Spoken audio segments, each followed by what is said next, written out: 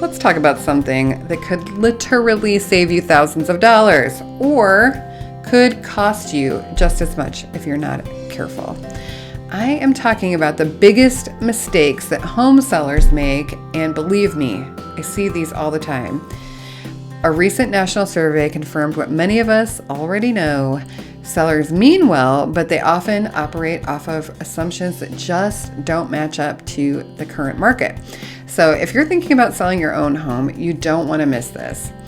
I'm Mary Schumann. I am a realtor in the Minneapolis area, and I absolutely love to talk to people that meet me on YouTube. So if you have questions, please reach out. My contact information and a free download on how to get your house ready to sell are linked in the description box for this video. All right, let's break down the 5 biggest seller mistakes that could seriously impact a home's final price, the time it spends on the market, and even lead to legal trouble.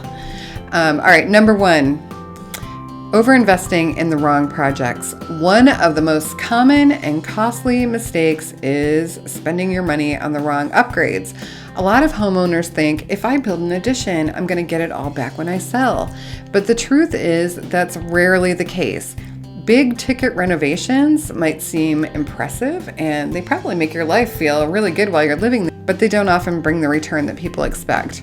What really moves the needle are simple, thoughtful updates, things like a fresh coat of paint, a tidy and well-landscaped yard, and updated light fixtures.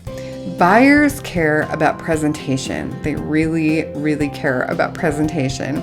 They respond to homes that are clean, polished, and well-prepared, not necessarily homes with the most square footage or the flashiest remodels. If you're looking to boost value without overspending, lean toward updates that help the home show better and feel more move-in ready. That's really what makes an emotional impact, and that's what buyers respond to is emotions. They're thinking about, is this my new home?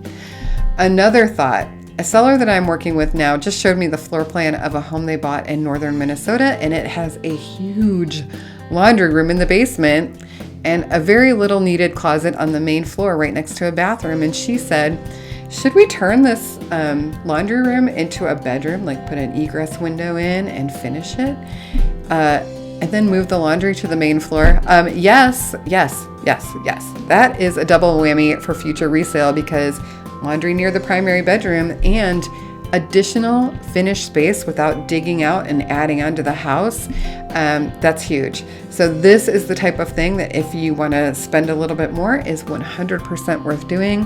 She is one smart cookie. All right, mistake number 2 is if you're focusing on curb appeal, but you're ignoring your online presence. So sellers still think that curb appeal is the most important first impression, and it is very important. It is very important, but it's second to the first showing that happens, which is online.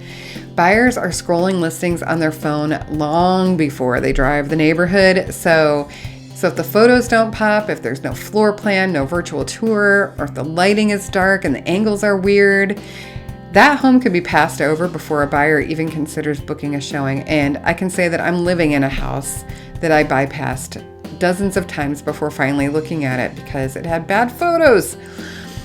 Anyway, I always stress this with sellers. High quality listing photos and a strong digital presence are not optional. They are the baseline. The homes that stand out online are the homes that sell faster and often for more money.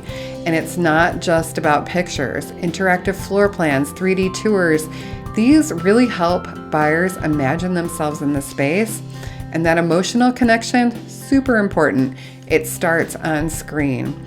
When I get on my soapbox to complain about things that agents are doing, it's that they don't spend the time and money up front to present their product in the best possible light.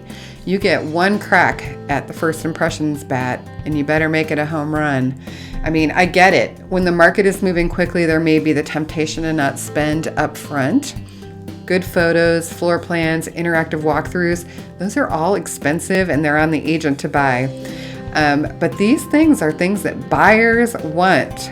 I hear it over and over and over when it comes to floor plans and understanding space and layout.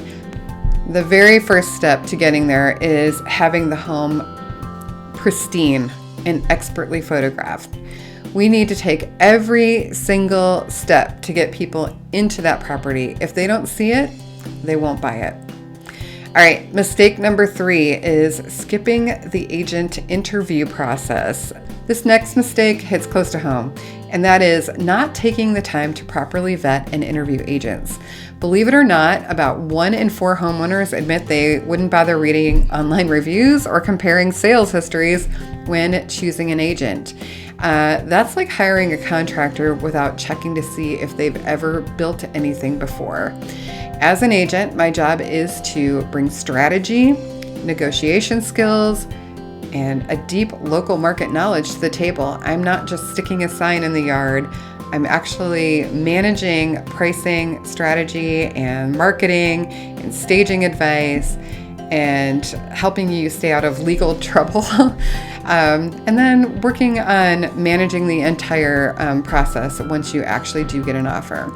For sellers, choosing the right agent can make a difference between maximizing your equity or leaving serious money on the table. So I always tell people, do your homework, ask questions, look at the numbers, make sure that you feel confident in the agent's ability to represent your interests from start to finish. Mistake number 4 is highlighting the wrong features. This isn't as big of a one, but let's talk about what sellers think buyers want and how that, it doesn't always match up with the reality. According to a recent survey, I think Redfin did this, nearly half of the homeowners believe that mentioning an open floor plan will boost their home's value. But here's the real kicker. Homes with open floor plans actually sell for slightly less than expected. Meanwhile, the features that do catch a buyer's attention are the ones that talk about the quality of the design or the materials that are used in the home. Natural elements like white oak floors, walnut cabinetry, stone countertops. These are the kind of details that feel authentic and high-end to people. So if you highlight the right features, the ones that buyers are actually searching for, and if the home has natural finishes, you should play them up. If not, you should consider affordable updates that add warmth and texture and give people that good feeling of home. All right, so mistake number 5, and this is a big one. Do not do this. Do not hide known issues. This last one isn't just a mistake, it can actually be a legal disaster area. More than half of sellers admit they'd consider hiding at least one known issue with the home, whether it's water damage, structural problems, pests, or even asbestos. And look, I get it. Sellers are nervous about scaring buyers off, but hiding problems never works out in the long run. If issues come up during inspection, and they will, it damages trust, it delays the transaction, or maybe even kills the deal completely.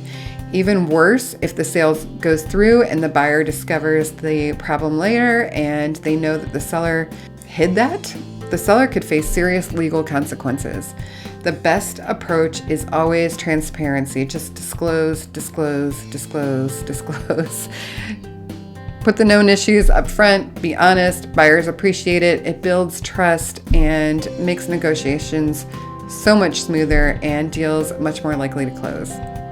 And I think we all want that. Sellers want that, buyers want that, agents want that. All right, at the end of the day, the margin between a great sale and a disappointing one usually comes down to education. Sellers don't need to be real estate experts because that's what I'm here for, but they do need to be open to guidance and willing to rethink some of their own assumptions. I have definitely had resistance from sellers on things, and when I make the change, they're always happy. Sometimes they resist advice, but they are thinking of their home as their home. And when you hire an agent, they are packaging a product for the market. It's a shift in perspective, but it's an important shift. Whether it's pricing, staging, marketing, or disclosures, every single choice matters. And when sellers have the right information and the right representation, they walk away with better results, plain and simple. Thank you for watching. If you found this helpful, feel free to reach out, subscribe, share it with someone you know who's getting ready to sell. I'll see you on the next one, and If you have questions, please reach out because I do love to talk to people that meet me on YouTube, and my contact information is in the video description box.